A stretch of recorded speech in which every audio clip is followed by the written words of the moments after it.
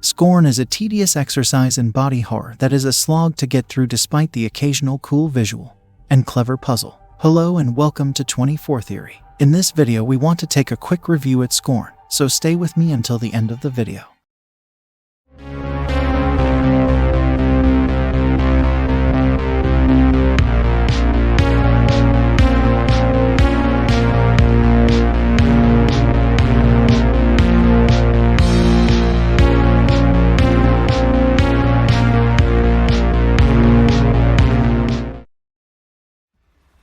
First-person horror game Scorn has been turning heads since it was first revealed in 2014. But it didn't land on many horror fans' radars until 2020 when it was given the spotlight at the Xbox Series X showcase event. It was then that a wider audience was introduced to Scorn's disgustingly detailed body horror and distinct fleshy art style, and it quickly became one of the most anticipated horror games for many. Unfortunately for those intrigued by the game and hoping for Scorn to serve as a solid new horror game to play this Halloween season, it's a massive disappointment.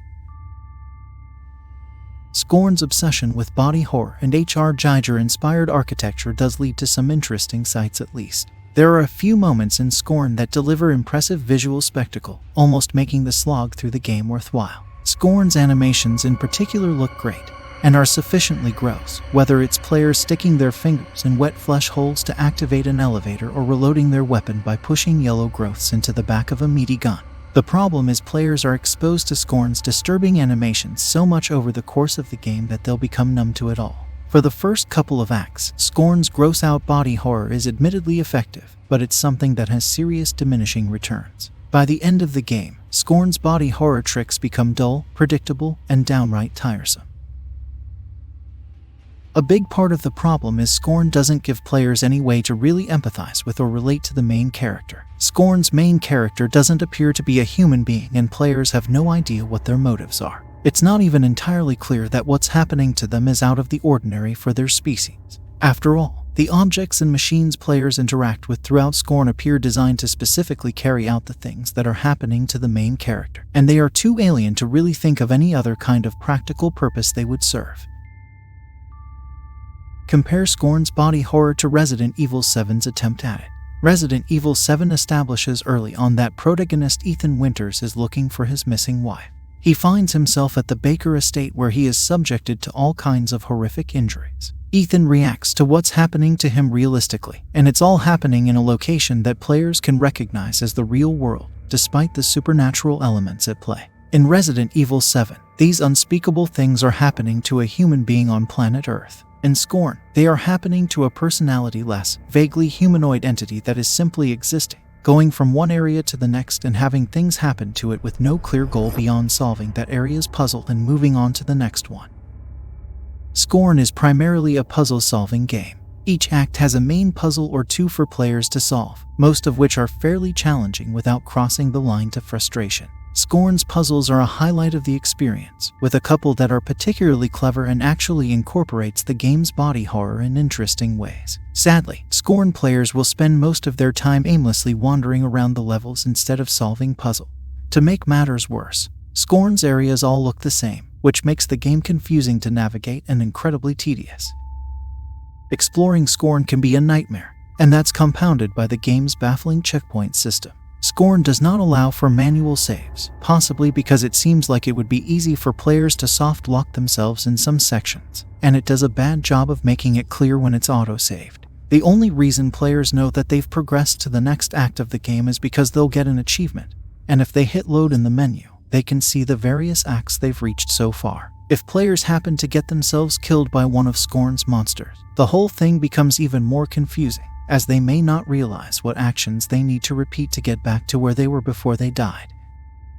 While it's not nearly as confusing to navigate as other sections of the game, Act 5 of Scorn is still the most frustrating part. Without revealing too many details, the puzzle of this area revolves around players having to use a machine that causes damage to themselves to temporarily be able to complete normal actions. The first attempt at using this machine caused a game-breaking bug that made all actions impossible.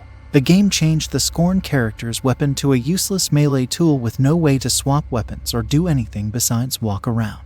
Thankfully, the checkpoint wasn't too far back, so quitting out of the game and re-entering fixed the issue. But the problem is that this stage of the game forces the player to keep a specific weapon equipped for story reason. The game-breaking bug already established that not being able to switch weapons could mean that the game isn't working properly, leading to confusion and assumptions that Scorn was still broken. What will likely confuse players further is how the game tries to communicate to them that they are stuck using that specific weapon by design. While trying to be as vague as possible to avoid spoilers, the idea is that this gun is basically stuck on the Scorn character's arm, and that's preventing them from interacting with objects or switching to their other weapons. If players try to interact with something before damaging themselves with the machine to get temporary freedom, the Scorn character looks down at their occupied hands to try to clue players in as to why this isn't possible. But due to a visual glitch, the gun the character is wielding in these moments is not the gun that's supposed to be stuck to their arm, and so many players will assume that their game is still broken and have no clue how to proceed. Once players figure out that their game isn't broken, they'll start solving the puzzle like normal, but it's here where one of Scorn's most egregious oversights is found. The goal in this area is to be fast. Players have to use a machine that hurts them to regain full control of their hands, and then they have to move quickly to complete interactions and progress through the area before they're forced to hurt themselves again. It's established that this is all governed by a timer. There should be plenty of time for players to complete one of the puzzle's main objectives because it's only a room over, but instead, Scorn cheats and reduces the timer to 0 if players try to go that way, forcing them to complete everything in the order that was intended. The game breaks its own rules to keep players on the intended path, which is about the worst thing a puzzle game can do.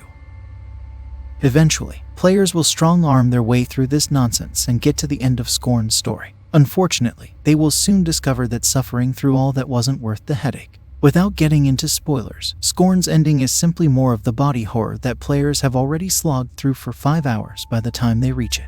There's a cool visual to send players off, but it ultimately has zero impact.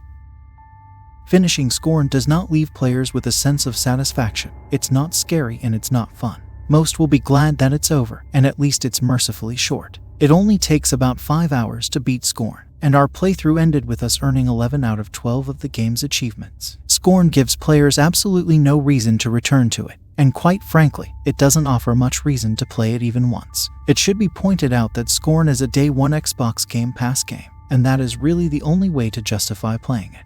Otherwise, Scorn is an experience that even the most diehard horror game fans should skip. Scorn is available now for PC and Xbox Series X, and if I want to rate this game personally, a score of 2 out of 10 is enough for it. And that's it. I hope this review is helpful for you. But if you enjoyed this video, then leave a like and subscribe to the channel to support me. Leave a comment down below with your thoughts. As always, until next time, take it easy.